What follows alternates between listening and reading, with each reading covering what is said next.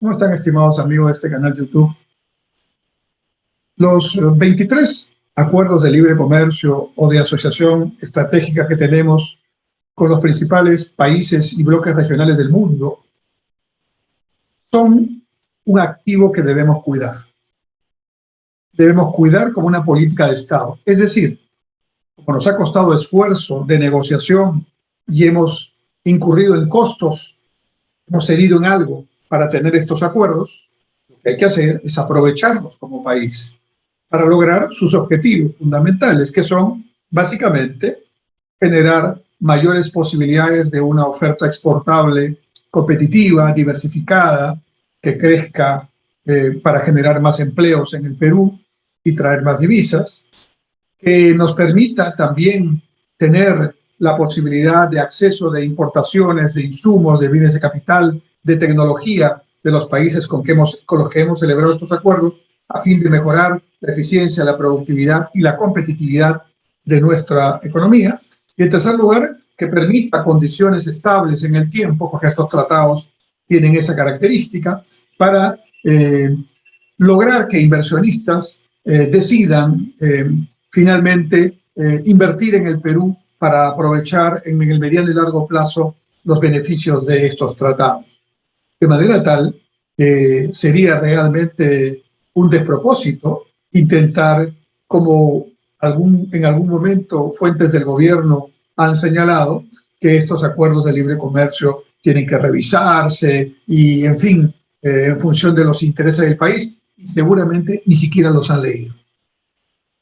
De manera que el hecho que hace unos días un ministro cometió un exabrupto diciendo que debía Mincetur desaparecer y turismo pasar a cultura, mostrando, con el perdón de la palabra, pero el estricto significado que tiene, demostrando una gran ignorancia, ¿no?, en el tema, pues es importante explicar por qué tenemos que no solamente continuar con estos tratados, sino fortalecer esta política del Ministerio de Comercio Exterior y Turismo, también de la Cancillería, para lograr mejores condiciones aún para nuestro comercio exterior, para las inversiones y para la presencia peruana en el mundo cada vez más competitivo y al mismo tiempo del cual podemos también obtener muchos beneficios para los peruanos.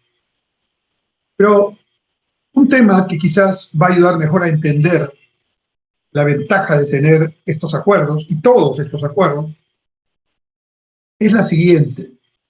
Yo estoy terminando un libro sobre la historia del comercio exterior en el siglo XX, en lo que va del XXI, que incluye el análisis de las políticas de comercio exterior que hemos tenido en 121 años.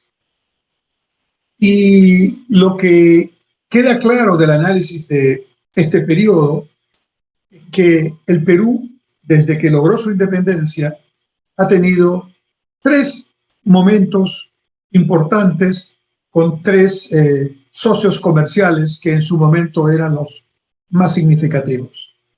Desde que el Perú es una república independiente, Inglaterra fue el socio comercial fundamental del Perú durante varias décadas de la segunda mitad del siglo XIX y principios del siglo XX. En las primeras décadas del siglo XX, esa posición del primer socio comercial de inversiones, de exportaciones e importaciones pasó de Inglaterra a los Estados Unidos. Y durante todo el siglo XX, o casi todo el siglo XX, Estados Unidos ha tenido esa primera posición. En algunos años incluso con una participación de alrededor del 20 al 30% del total de nuestras exportaciones como mercado de destino o de nuestras importaciones como mercado de origen de lo que compramos al exterior. Pero desde principios del 2000 y en lo que va del siglo XXI, China ha desplazado a Estados Unidos de esa posición y hoy China ya es el primer socio comercial del Perú en exportaciones, en importaciones y cada vez más en inversiones. Pero hay una diferencia muy importante en el contexto en el que se dan estas situaciones. Cuando en el siglo XIX y principios del 20, Inglaterra era el primer socio comercial y de inversiones del Perú, prácticamente esa posición la tenía monopólicamente. Y muy lejos aparecían otros países, el mismo Estados Unidos, Chile y Argentina, en el ámbito latinoamericano. Durante el siglo XX, cuando Estados Unidos tuvo esa posición, prácticamente también la tuvo durante muchas décadas solo y bastante distanciado del segundo país socio comercial del Perú. De manera que cuando Inglaterra fue el primer socio comercial del Perú y luego lo fue Estados Unidos, ambos países en su momento, en su tiempo, eran los mercados a donde fundamentalmente orientábamos nuestro esfuerzo exportador y nuestras corrientes importadoras y de inversión, lo cual nos daba una dependencia muy grande. Fíjense ustedes lo que ha pasado con estos 23 tratados de libre comercio que ahora tenemos. Hoy día, China, como he dicho, es el primer socio comercial del Perú, desplazando a Estados Unidos y a los demás. Sin embargo, no podemos decir, a diferencia de los otros dos casos, que dependemos de China totalmente, porque gracias a esta política variable que ha enfatizado en negociaciones para acuerdos comerciales bilaterales, regionales, plurilaterales y acuerdos, digamos, de tipo multilateral. Como consecuencia de ello, nosotros tenemos hoy día dividido en 4 los principales mercados de destino y de origen con los que comerciamos.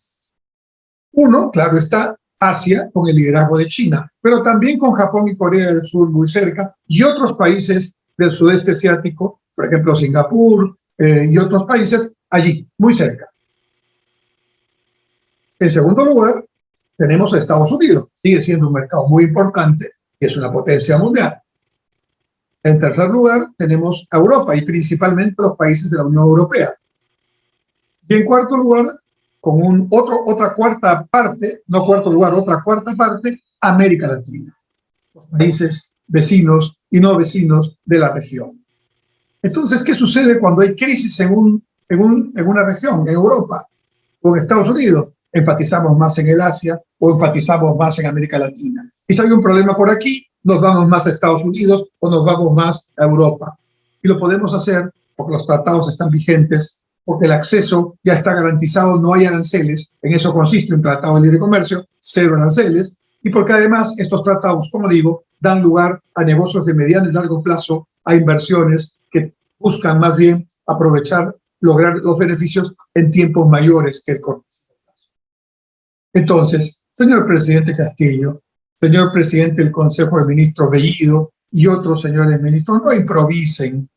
Por favor, entérense bien de las cosas, entérense bien, hagan algún trabajo de lectura y no digan cosas que al escucharlas en el Perú y mucho más fuera del Perú, solo originan dudas, interrogantes, porque nadie se imagina como un país que ha logrado con éxito y con un buen equipo negociador a lo largo de varios gobiernos y con buenos ministros, pues decida ahora que va a ver si, digamos, le conviene o no, o que quiere revisarlos, cuando, repito, estoy seguro, ni siquiera los han leído.